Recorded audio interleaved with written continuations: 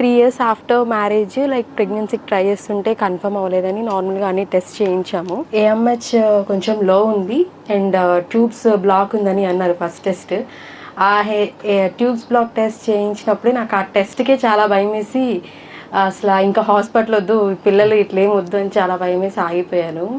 అయితే ఇంకా అని ఇష్టం ఉంటుంది కదా పిల్లలని చెప్పి యూట్యూబ్లో ఏమన్నా ఉంటుందా అంటే ఆల్రెడీ అప్పటికి 3 హాస్పిటల్స్ చూపించాను నేను. ఇట్లా ట్యూబ్స్ ఇట్లా అంటున్నారు, ఏమన్నా మెడిసిన్స్తో క్యూర్ అయ్యి కొంచెం న్యాచురల్గా అయ్యే ఛాన్స్ ఉంటుందా అని ట్రై చేసి అడిగాము. బట్ అందరు IVF అన్నారు. నాకు ఇంకా ఏమో అసలు నార్మల్ ఆ టెస్ట్కే భయపడ్డాను. ఇంకా IVF అంటే నేను ఆల్రెడీ మా కొలీగ్స్తో ఎక్స్పీరియన్స్ అయ్యి ఉన్నా, వాళ్ళు చాలా సఫర్ అయ్యేవాళ్ళు అనమాట. సో ఏం చేయాలో అర్థం కాలేదు. మా హస్బెండ్ అయితే నీకు కావాలంటే IVFకి కూడా మనం వెళ్దాము, నువ్వు బాధపడకనే వాళ్ళు.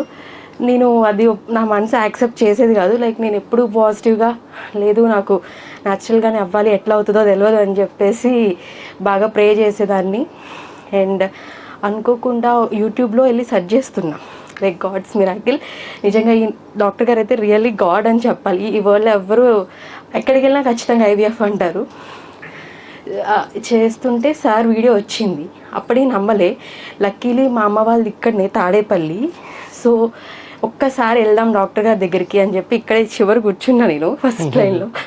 ఎట్లా ఏడ్చానంటే ఆ రోజు హాస్పిటల్లో ఇట్లా చాలామంది వచ్చి చెప్తుంటారు కదా, చెప్తే వాళ్ళని చూసి కూడా నాకే బాగా ఏడుపు అనిపించింది. నేను ఇంకా 3 yearsకే తర్వాతనే ఇట్లా అనిపించింది. చాలామంది చాలా ఇయర్స్తో కూడా సఫర్ అవుతూ ఉంటారు కదా, అలా బాధపడ్డాను. అండ్ టాబ్లెట్స్ తీసుకెళ్ళాను సార్ దగ్గర నుంచి. వెళ్ళే ముందు సార్ బ్లెస్సింగ్స్ తీసుకొని మెడిసిన్స్ తీసుకొని యూస్ చేయడం స్టార్ట్ చేశాను. 2 months, థర్డ్ మంత్ యూస్ చేస్తున్నాను. 4th month మెడిసిన్ కూడా పెట్టుకున్నా వచ్చింది. అండ్ అనుకోకుండా కన్ఫర్మ్ అయిపోయింది నాకు ప్రెగ్నెన్సీ. అసలు ఏదైతే నేను HSG టెస్ట్ చేయించినప్పుడు ఇంకోసారి ఆ టెస్ట్ వద్దనుకున్నాను సార్, అంత భయం వేసింది. ఇంకా నిజంగా మీకు ఇంకేం మీకోసం మేము ఏం చేసినా తక్కువే అనిపించింది. ఎందుకంటే లైక్ పిల్లలు కావాలి అని ఇష్టపడతాం, అట్ ద సేమ్ టైం బయట హాస్పిటల్స్ అన్నీ చాలా కమర్షియలైజ్ అయిపోయి ఉండడం భయం వేస్తుంది. మనం ఓకే మనీ స్పెండ్ చేసి వెళ్దామన్నా అక్కడికి వెళ్ళిన తర్వాత వాళ్ళు మన హెల్త్లో ఇంకో కొత్త ఇష్యూస్ ఏం తీసుకొస్తారని. అలాంటిది సార్ అసలు మెడిసిన్స్ ఇచ్చి జస్ట్ ఒక మంచి ట్రస్ట్ని, మనం సార్ ఏం చెప్తే అది వినడం అంతే, ఇంకేం ఆలోచించకూడదు. డౌట్స్ ఉంటే సార్ని అడిగి క్లియర్ చేసుకొని. అండ్ ఇక్కడ స్టాఫ్ కూడా లైక్ చాలా సపోర్టివ్, మనం ఎప్పుడు కాల్ చేసినా వాళ్ళన్నీ ఆన్సరబుల్ ఉంటారు. సో 2 things, నేను మా హస్బెండ్ని చాలా పిచ్చి తీసుకొచ్చి, ఆయనే నమ్మలేదు. లైక్ ఆయన ఫార్మా డొమైన్ చాలా బిజినెస్ చేస్తుంటారు. నేను ఒప్పించి లేదు ఇక్కడే అవుతుంది అని చెప్పి తీసుకొచ్చాను. ఫైనలీ ఆయన వచ్చి కూర్చొని వీడియో ఇచ్చారు. వచ్చి వీడియో ఇచ్చారు. వాళ్ళ హస్బెండ్ ఆల్రెడీ వీడియో ఇచ్చారు మనకి. ట్యూబుల్ 2 బ్లాక్ AMH లో IVF, ట్యూబుల్ 2 బ్లాక్ కన్ఫామ్గా IVF, ఇది బయట చెప్పింది. కానీ చిన్నపిల్ల, వయసు కూడా చిన్నదే, 3 సంవత్సరాలే పెళ్ళి అయ్యి. కానీ ఎందుకు ట్యూబ్ బ్లాక్ అయిందో తెలియదు. AMH అంటే ఏంటో కూడా తెలియదు తనకి. ఏంటి ఎక్కడికి వెళ్ళినా IVF అంటున్నారు. జస్ట్ ట్యూబుల్ టెస్ట్ చేసుకుంటేనే నరకం చూసింది పిల్ల.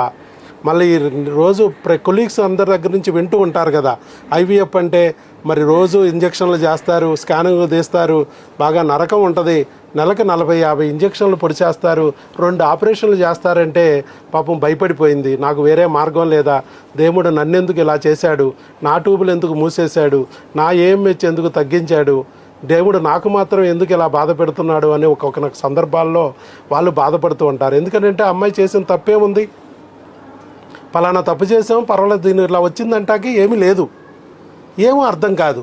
ఎందుకు తన ట్యూబ్ బ్లాక్ అయింది అర్థం కాదు. లక్కీగా హస్బెండ్ కూడా మంచి వ్యక్తి, మిగతా హాస్పిటల్ కి డిఫరెంట్ గా ఉంది. ఇదంతా ఇక్కడ సిస్టమ్ అంతా డిఫరెంట్ గా ఉంది. చాలా తేడా జరుగుతుందా లేదా రియల్ గా ఏదైనా మార్పు జరుగుతుందా? నేను మా హస్బెండ్ ఇద్దరం అన్ని ఎడ్యుకేటెడ్, అన్ని నాలెడ్జెస్ ఉంటే అన్నిట్లో సెర్చ్ చేస్తాం. చదువుకున్నామ్మా? నేను బీటెక్ కంప్లీట్ అయింది. Very good. Software employee. Software employee. అసలు నువ్వు చాలా సాఫ్ట్. ఇంకా IVF సెంటర్ వాళ్ళకి బాగా ఇష్టం నీలాంటి వాళ్ళు. ఎందుకంటే అవసరం అయితే నీకు డబ్బులు సరిగ్గా అడ్జస్ట్ అవ్వనుకుంటే EMI కూడా ఇప్పించేస్తారు. IVF పోవడానికి 1 month 2-3 లక్షలు పోవడానికి, EMI పోవడానికి 2-3 ఏళ్ళు పట్టిద్ది. ఆవిడ 2-3 ఏళ్ళ శాలరీని కూడా లాగేద్దామని సాఫ్ట్గా ఉంటారు కదా సాఫ్ట్వేర్. ఇంకా వాళ్ళు చెప్పిందే నమ్ముతాం కదా సార్ మనం కూడా. ఇంకేంటంటే మనం ఇక్కడికి రీచ్ అయ్యామంటే నిజంగా లైక్ గాడ్ సపోర్ట్ ఉండి ఇక్కడికి మనం తీసుకురావడం అంతే. డాక్టర్ గారి దగ్గరికి. ఇంకా డాక్టర్ గారి దగ్గరికి వస్తే ఖచ్చితంగా అందరు ప్రెగ్నెంట్ అవుతారు. ఆ రోజు నేను ఇక్కడ కూర్చొని కంటిన్యూస్గా ఏడుస్తూనే ఉన్నా, డాక్టర్ చెప్తానే ఉన్నా, డాక్టర్ గారు మీరు అందరూ అవుతారు ప్రెగ్నెంట్, లైక్ ఇప్పుడు అవ్వచ్చు, లేకపోతే 6 months కావచ్చు, 1 year కావచ్చు అని చెప్తూనే ఉన్నారు డాక్టర్ గారు. నాకు అది జరిగేసరికి కూర్చున్నావు కరెక్టే. ఇక్కడే కూర్చున్నాను సార్. కూర్చొని వాళ్ళ అనుభవాలు వింటున్నా, నేను చెప్తున్నా కూడా నా చెప్పే మాటలకు కూడా రెస్పాండ్ అయ్యి కళ్ళంటే నీళ్ళు కార్చేస్తారు. చాలా అంటే చాలా అప్పుడు మేము వచ్చినప్పుడు కూడా చాలా మందికి ఇట్లానే ఇష్యూస్, ఇంకా బాగా మేజర్ ఇష్యూస్ కూడా. అవును, వాళ్ళ అనుభవాలు ఏంటంటే మీకు బాధ వచ్చేసింది. అవును, అసలు నిజంగా అందరూ మోస్ట్లీ ఇక్కడ అన్న వాళ్ళందరూ కూడా త్వరలో అందరూ వస్తారు, ఏదో ఒక రోజు ఇక్కడికి వచ్చి వీడియో ఇస్తారు, ఖచ్చితంగా వచ్చి వీడియో ఇస్తారు. అది మాత్రం ఖచ్చితంగా నేను చెప్తాను సార్. ఒకరు వీడియో ఇవ్వలేదమ్మా మొన్న, అప్పుడు వచ్చారు ఇందాక, పాపం నాకు వీడియో ఇవ్వాల్సి వస్తుందని చెప్పి రాకుండా మానేశారు. ఇప్పుడు వీడియో ఇవ్వమన్నా ఇవ్వాల, వెళ్ళిపోయారు, పారిపోయారు. అంటే వాళ్ళు దేవుడు ఇచ్చాడు, వాళ్ళు కూడా అంతే. ఎన్నో 12 సంవత్సరాలు ఎంతో పెళ్ళి అయ్యి పాపం జస్ట్ 2 నెలలు కూడా పట్టలేదండి, క్రిములకు వాడుతుండగానే వచ్చేసింది. ఆయన వాళ్ళకి వెళ్తే మళ్ళీ ఆయన వీడియో అడుగుతాడని రావడం మానేశారు. నేను అక్కడికి వీడియోలో చెప్తున్నా, అమ్మ ఇది క్రిముల గోల, ఎవరు చెప్పరు, ఇది ఏ డాక్టర్ గారి దగ్గర ఈ క్రిముల కాన్సెప్ట్ లేదు. మేము మా హస్బెండ్కి ఒక చిన్న ఇష్యూ ఉందని హాస్పిటల్కి వెళ్ళినప్పుడు ఆ ట్రీట్మెంట్ తీసుకోవద్దా అని మేమిద్దరం లైక్ ఇట్లా మెడిసిన్స్ యూస్ చేస్తున్నాము అని చెప్తే ఏంటి ఇష్యూ అని అడిగారు ఆయన మమ్మల్ని. ఇట్లా ట్యూబ్స్ బ్లాక్ ఇట్లా ఉందని చెప్తే అసలు మీరు ఇంకెక్కడికి వెళ్ళకండి, ఐవీఎఫ్కి వెళ్ళిపోండి, వేరే ఇష్యూస్కి వెళ్ళే డాక్టర్. అవునవును, ఆయన కూడా ఐవీఎఫ్. ఎందుకనంటే మెడిసిన్ టెక్స్ట్ బుక్లో అంతా ఐవీఎఫ్ తప్ప ఏరే లేదండి ఎక్కడ. నేను అదే చెప్తున్నా, మీకు గూగుల్లో కొట్టినా దొరకదు, చాట్ జీపీటీలో కొట్టినా దొరకదు. నేనే అబద్ధం అంటది, వాళ్ళే నిజం అంటది. కానీ నేను గూగుల్కి చెప్పనంత వరకు గూగుల్ నీకు చెప్పదనే విషయం నువ్వు మర్చిపోయావు, అంతే కదా. నేను చెప్పాలి కదా ఈ ఫార్ములా గురించి, నేను ఇంకా చెప్పలేదు. నేను టెక్స్ట్ బుక్లో రాయినంత వరకు మీ డాక్టర్ గారు అది చదువుకోలేరు, మీ డాక్టర్ గారు చెప్పలేరు అనే విషయం మర్చిపోతున్నారు. 10 ఏళ్ల క్రితం టెక్స్ట్ బుక్, ఇప్పుడు టెక్స్ట్ బుక్ మారిపోయింది. ఎలా? నేను నువ్వో కనిపెట్టింది ఎక్కిస్తే మారింది, ఎక్కించకపోతే అక్కడే ఉంటుంది అది. కానీ ప్రపంచం మారదా? ఇక్కడ కూడా అంతేనండి. ఇది డాక్టర్ వైఎస్ బాబు మ్యాజిక్ ఫార్ములా, కేవలం మన దగ్గర ఉన్న మాత్రమే ఫార్ములా, ఇంకెక్కడా లేదు. కాబట్టి ఇది కొంత వింతగాను విడ్డూరంగాను ఉంటుంది, కానీ రిజల్ట్స్ రియల్. కాబట్టి ఇన్ని వేల మందికి ప్రెగ్నెన్సీలు తెప్పించగలిగాం. ఈవిడే ఫస్ట్ కాదు, ఈవిడే లాస్ట్ కాదు. ట్యూబులు బ్లాక్ ఉండి 2 ట్యూబులు బ్లాక్ ఉన్నా ప్రెగ్నెన్సీ తెచ్చుకోవచ్చు ఈజీగా, న్యాచురల్గా. ఐవీఎఫ్ వద్దు, ఆపరేషన్ వద్దు అని చెప్తుంటే నమ్మలేకపోతున్నారు. ఏఎంహెచ్ 0 ఉన్నా ప్రెగ్నెన్సీ తెచ్చుకోవచ్చు. ఎంతోమంది ప్రూవ్ చేశారు. అమ్మాయి ఏఎంహెచ్ లోనే చాలా మంది 0 ఉన్నోళ్ళే ప్రెగ్నెన్సీ తెచ్చుకున్నారు. అసలు సార్ అయితే ఆ టెస్ట్ కూడా చేయరు కదా. టెస్ట్ కూడా లేదని చెప్పి నేను ఆ రోజు అమ్మాయికి ధైర్యం చెప్పి, అసలు టెస్ట్ కూడా ఉండదమ్మా ఇక్కడ, ఏఎంహెచ్ అనే టెస్టే నేను చేయను, అవసరమే లేదు. చేయకోకుండానే 15,750 మందికి ప్రెగ్నెన్సీ తెప్పించేసా.